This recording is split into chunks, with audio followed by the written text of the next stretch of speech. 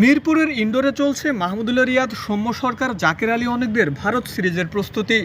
সেখানে মারকুটে ব্যাটার জিসান আলমকে দেখে সবার চোখে আটকে গেল। ভারত সিরিজের প্রস্তুতি ক্যাম্পে এইচপির জিসান আলম কেন? তাকে নিয়ে আবার আলাদাভাবে অনেকক্ষণ কাজ করতে দেখা গেল কোচ সোহেল ইসলামকেও।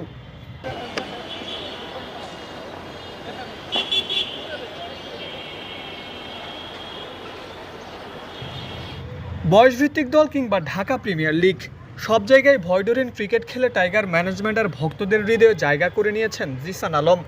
ওপেনিংয়ে নেমে সবসময় দলকে উড়ন্ত শুরু এনে দেন এই বিধ্বংসী ব্যাটার। অস্ট্রেলিয়া এইচপি দলের হয়েও মারকুটে জিসানের দেখা মিলেছিল।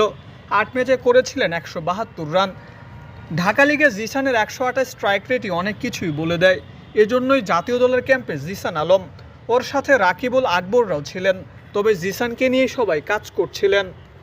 প্রথমবারের মতো জাতীয় দলের বড় ভাইদের সাথে অনুশীলনে এসেছেন। চোখে মুখে তা একটা প্রশান্তির ছাপ। বড় ভাইদের সাথে তাই দেখা গেল হাসি খুশি জিসানকে।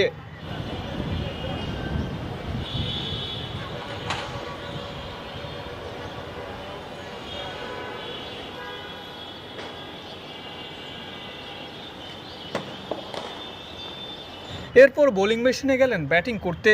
নেটের পাশে দাঁড়িয়ে থেকে জিসানের ব্যাটিংটা আবার উপভোগ করছেন কোচ সোহেল ইসলাম। ভুল করলে সেটা ধরিয়েও দিচ্ছেন।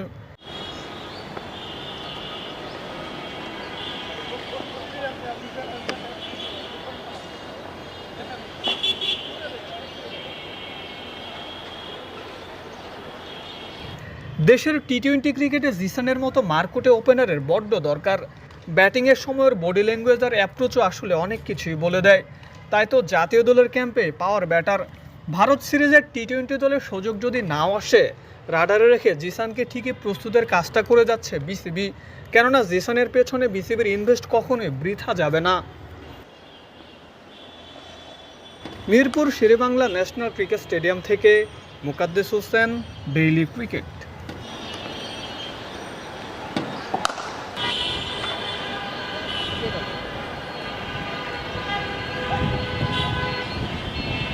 Easy.